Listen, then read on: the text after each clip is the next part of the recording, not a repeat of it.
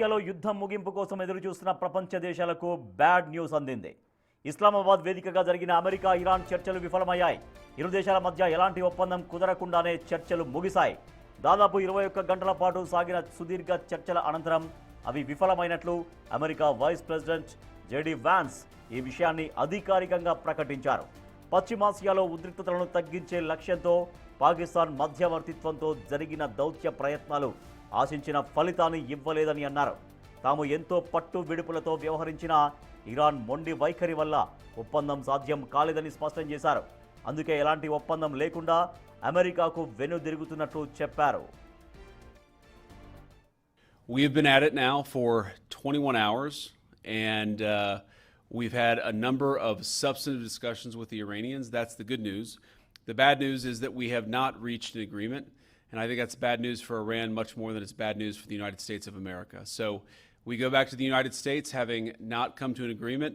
We've made very clear what our red lines are, what things we're willing to accommodate them on, and what things we're not willing to accommodate them on. And we've made that as clear as we possibly could, and they have chosen not to accept our terms. We have been at it now for 21 hours, and we've had a number of substantive discussions with the Iranians. That's the good news. The bad news is that we have not reached an agreement, and I think that's bad news for Iran much more than it's bad news for the United States of America. So we go back to the United States having not come to an agreement. We've made very clear what our red lines are, what things we're willing to accommodate them on, and what things we're not willing to accommodate them on. And we've made that as clear as we possibly could.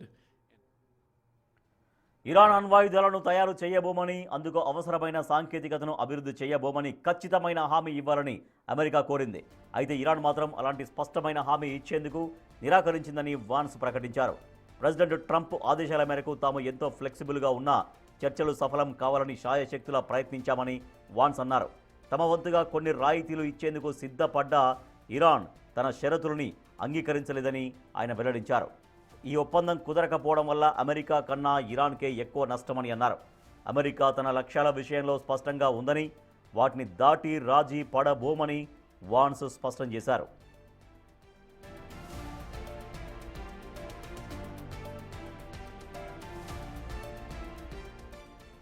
దాదాపు 21 గంటలుగా ఇరు దేశాల ప్రతినిధుల మధ్య చర్చలు జరిగిన చివరి నిమిషంలో Iran వెనక్కి తగ్గడంతో అమెరికా బృందం ఎలాంటి ఒప్పందం లేకుండానే స్వదేశానికి బయలుదేరింది.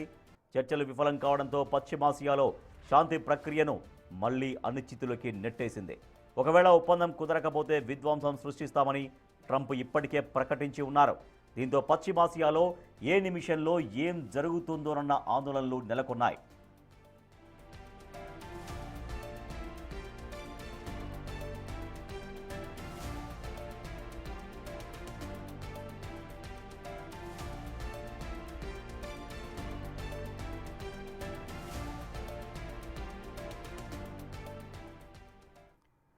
పశ్చిమాసియాలో శాంతి చర్చలు విఫలమయ్యేందుకు అమెరికానే కారణమంటోంది ఇరాన్. అమెరికా డిమాండ్ల వల్లే అమెరికా ఇరాన్ మధ్య శాంతి చర్చల్లో ప్రతిష్టంభన ఏర్పడిందని ఆరోపిస్తోంది.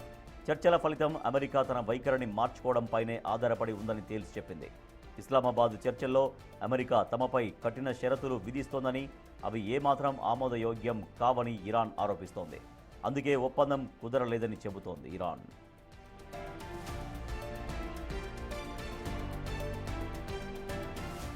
శాంతి చర్చల్లో హార్ముజ్ జలసంధి కీలకంగా మారింది. ఈ విషయంలోనే అమెరికా ఇరాన్ మధ్య ప్రతిష్టంభన నెలకొన్నట్టు తెలుస్తోంది. హార్ముజ్ విషయంలో అమెరికా ఇరాన్కు కొన్ని షరతులు పెట్టినట్లు సమాచారం.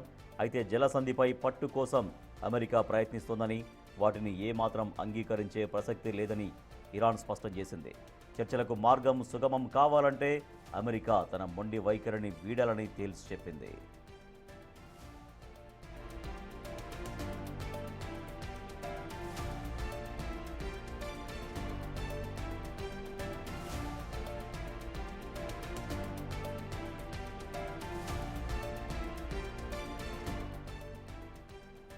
ప్రస్తుతం రెండు దేశాల మధ్య చర్చలకు బ్రేక్ పడింది. దీంతో అమెరికా బృందం తిరుగు పయనమైంది. తాత్కాలిక విరామం అనంతరం త్వరలోనే మరో దఫా చర్చలు జరగనున్నట్టు తెలుస్తోంది.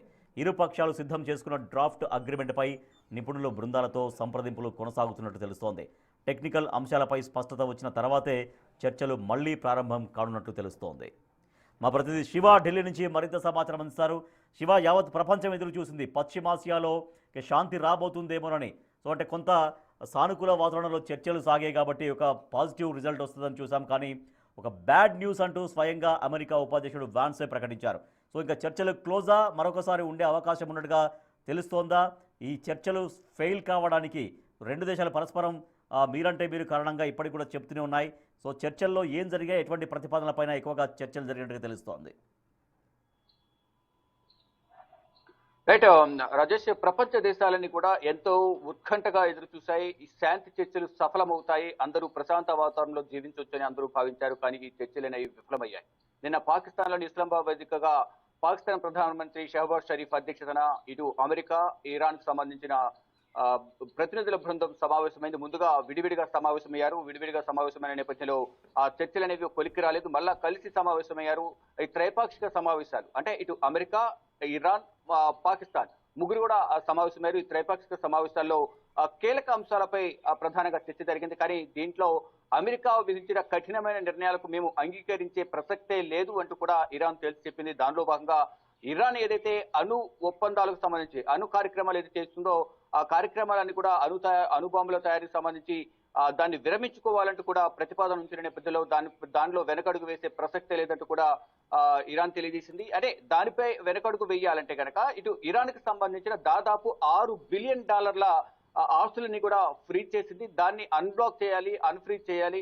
చేస్తేనే దాని గురించి న్యూక్లియర్ కి సంబంధించిన ప్లాంట్లు, అణు బాంబుల తయారీకి సంబంధించిన విషయంలో ఆలోచిస్తాం, పునరాలోచన చేస్తామంటూ కూడా తెలియజేసింది. దాని గురించి ఒకవేళ అంటే ఈ అణుబాంబుల తయారీని గురించి వెనకడుగు వేయాలంటే కనుక, విరమించుకోవాలంటే కనుక మా ఆస్తులు ఏవైతే ఉన్నాయో $6 బిలియన్ వాటిని ఫ్రీజ్ చేయకుండా ఉంచాలి అనేది ఇప్పుడైతే ఫ్రీజ్ చేశారు కాబట్టి వాటిని వినియోగించుకునే విధంగా ఆంక్షలు ఎత్తివేయాలని ప్రధానంగా ఇరాన్ ఒక కండిషన్ పెట్టిన నేపథ్యంలో దానికి అమెరికా ఒప్పుకోలేదు.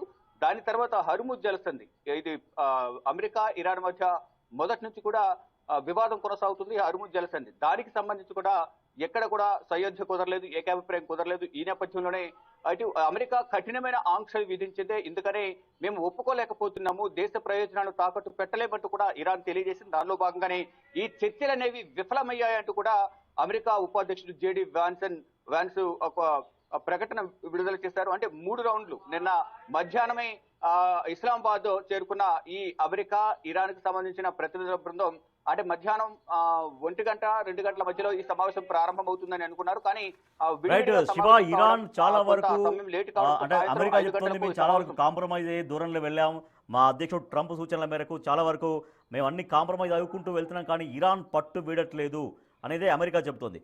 బట్ ఇరాన్ చెబుతోంది అమెరికా చాలా అత్యంత కఠినతరమైన ఆంక్షలు పెడుతోంది, అందుకే చర్చలు ఫెయిల్ అయ్యాయి, దీనికి చర్చలు ఫెయిల్ కావడానికి కారణం అమెరికానే అని.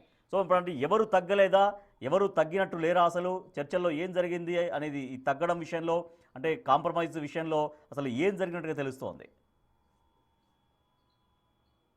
ప్రధానంగా ఇక్కడ అమెరికా కానీ ఇజ్రాయెల్ కానీ ప్రధానంగా మొదట్లో యుద్ధం స్టార్ట్ చేసే ముందు చెప్పింది వారి దగ్గర అదొక ఉగ్రవాద దేశం, వారి దగ్గర అణుబాంబులు ఉన్నాయి, అణుబాంబులు తయారు చేసేందుకు యురేనియాన్ని 90% శుద్ధి చేశారు. ఇప్పుడు వారి దగ్గర దాదాపు 470 కేసులు ఉన్నాయి. అంటే సుమారు 11 అణుబాంబులు తయారు చేసే ముడిసరుకు వారి దగ్గర ఉంది. కాబట్టి వారు దానికి సంబంధించిన చర్చలు విఫలమయ్యాయి. వారు ఉగ్రవాదాన్ని పెంచి పోషిస్తున్నారు. ఇటు ఇరాన్ అలాగే పక్కనున్న హెజ్బుల్లా 2 దేశాలు కలిపి ఉగ్రవాదాన్ని, టెర్రరిజాన్ని పెంచి పోషించి ప్రపంచ దేశాలపై దాడి చేసేందుకు ప్రయత్నాలు చేస్తున్నారు. ఆ టెర్రరిజాన్ని అంతమొందించేందుకే మేము ఈ దాడులు చేస్తున్నామనేది ఇజ్రాయెల్ ప్రధానమంత్రి బెంజమిన్ నెతన్యాహు తెలియజేశారు. అంటే ఫిబ్రవరి 28వ తేదీన అణు ఒప్పంద చర్చలు విఫలమయ్యాయని అమెరికా ప్రెసిడెంట్ డొనాల్డ్ ట్రంప్ ప్రకటించడం వెంటనే ఇజ్రాయెల్ ప్రధానమంత్రి ఈ బెంజమిన్ నెతన్యాహు దాడి చేయడం ద్వారా ఇరాన్ సుప్రీమో లీడర్ వారితో పాటు వారి కుటుంబ సభ్యులు, కీలక వ్యక్తులందరూ కూడా ఫిబ్రవరి 28న జరిగిన దాడిలో చనిపోయారు. దాని తర్వాత అదే దాడిలో ప్రస్తుత Iran supremo leader Ayatollah Khamenei 2వ కుమారుడు మొజాబత్ ఖమేనీ కూడా తీవ్ర గాయాల పాలయ్యారు, ఇంకా కోలుకోలేదనేది కూడా ప్రచారం జరుగుతోంది. అంటే ఇక అణు ఒప్పందానికి సంబంధించి, అణు బాంబుల వివాదానికి సంబంధించి యుద్ధం ప్రారంభమైంది. ఈ అణు ఒప్పందానికి సంబంధించి ఈ అణు బాంబుల తయారీని విరమించుకోవాలని కోరిన నేపథ్యంలో మా ఆస్తులను ఫ్రీజ్ చేశారు కదా, వాటిని అన్బ్లాక్ చేయండి అని కోరుతూ ఒక కండిషన్ పెట్టిన నేపథ్యంలో దానికి అమెరికా ఒప్పుకోలేదు. సెకండ్ ఇంకా రెండోది ఈ హర్ముజ్ జలసంధి ప్రపంచ వ్యాప్తంగా కూడా ఈ జీవనాడిగా దీన్ని పరిగణిస్తారు. హర్ముజ్ జలసంధిని ప్రపంచ ముడి చమురుకు జీవనాడిగా దీన్ని పరిగణిస్తారు. అక్కడ నుంచే ఎక్కువగా ముడి చమురు అనేది సరఫరా అవుతుంది. క్రూడ్ ఆయిల్స్ అని కూడా అక్కడ నుంచి వెళ్తూ ఉంటాయి. ఈ హర్ముజ్ జలసంధిని మూసేయడం ద్వారా ప్రపంచ దేశాలకు తీవ్ర కొరత అనేది ఏర్పడడం ద్వారా ప్రపంచ దేశాల్లో చాలా వరకు ఇప్పటికే 20 నుంచి 40% వరకు క్రూడ్ ఆయిల్ ధరలు పెంచేశారు. దాని ద్వారా వినియోగదారుల మీద ప్రభావం అనేది పడుతుంది. ఇప్పుడు ఇంకా ఈ హర్ముజ్ జలసంధిని మూసివేయడం ద్వారా ఇక ప్రపంచ దేశాలు తీవ్ర ప్రభావితం అవుతాయి. కాబట్టి ఆ హర్ముజ్ జలసంధి మీద విధించిన ఆంక్షలు ఎత్తివేయాలనేది కూడా ప్రధానంగా ఇరాన్ చెబుతుంది. అంటే దీనికి కూడా ఇరాన్ ఒప్పుకోలేదు. అంటే అమెరికా ఎత్తివేయాలని చెప్తుంది, కానీ ఇరాన్ ఒప్పుకోలేదు. ఈ నేపథ్యంలోనే అక్కడ ఇద్దరి మధ్య సయోధ్య కుదరలేదు, ఏకాభిప్రాయం కుదరలేదు. 3 రౌండ్ల పాటు నిన్న సమావేశాలు జరిగాయి. నిన్న అర్ధరాత్రి వరకు జరిగిన సమావేశాలు ఎటువంటి పురోగతి లభించిన నేపథ్యంలోనే చర్చలు విఫలమయ్యాయి అంటూ కూడా తెలియజేశారు. ఒకవేళ చర్చలు విఫలమైతే దాడులు తీవ్రంగా ఉంటాయంటూ కూడా ముందే అమెరికా అధ్యక్షుడు డొనాల్డ్ ట్రంప్ ఒక ప్రకటన విడుదల చేశారు. కానీ ఇప్పుడు ఏం జరగబోతోంది? నిజంగానే దాడులు మళ్ళా పునరావృతం అవుతాయా, లేదా అంతర్జాతీయ నిపుణులతో మరొకసారి సమావేశమై తదుపరి చర్చలు మళ్ళీ ఏమైనా ఉంటాయా అనేది కూడా చూడాల్సి ఉంది. ఇక చర్చలు విఫలం కావడంతో ఇటు ఇరాన్, అమెరికా, పాకిస్తాన్ ను వీడి వారి దేశాలకు వెళ్తున్నట్లు కూడా తెలుస్తోంది. Rajesh. Right, thank you Shiva. పశ్చిమాసియాలో యుద్ధం ముగిసి శాంతి ఏర్పాటు కాబోతుందేమో అని అంతా ప్రపంచం అంతా ఎదురు చూసింది. కానీ అందరికీ బ్యాడ్ న్యూస్ వినిపించారు America vice president JD Vance. స్వయంగా ఆయనే ప్రకటించారు, అమెరికా ఇరాన్ల మధ్య చర్చలు ఫెయిల్ అయ్యాయి, విఫలమయ్యాయంటూ స్పష్టంగా ఆయన ప్రకటించారు. 21 అవర్స్లో 21 గంటలుగా చాలా ఓపికగా మేము చేశాం, కానీ ఇరాన్ మొండి వైఖరి వల్లే ఈ చర్చలు ఫెయిల్ అయ్యాయని అమెరికా ప్రకటించగా, అమెరికా వల్లే ఈ చర్చలు ఫెయిల్ కావడానికి కారణం అమెరికానే అంటూ ఇరాన్ ఆరోపిస్తోంది. బట్ మళ్ళీ ఇప్పుడు పశ్చిమాసియాలో మళ్ళీ యుద్ధ పరిస్థితులు ఉంటాయా, లేదంటే మరోసారి చర్చలు ఏమైనా జరిగే అవకాశం ఉంటుందా అనేది ఇప్పుడు ఉత్కంఠ రేపుతోంది.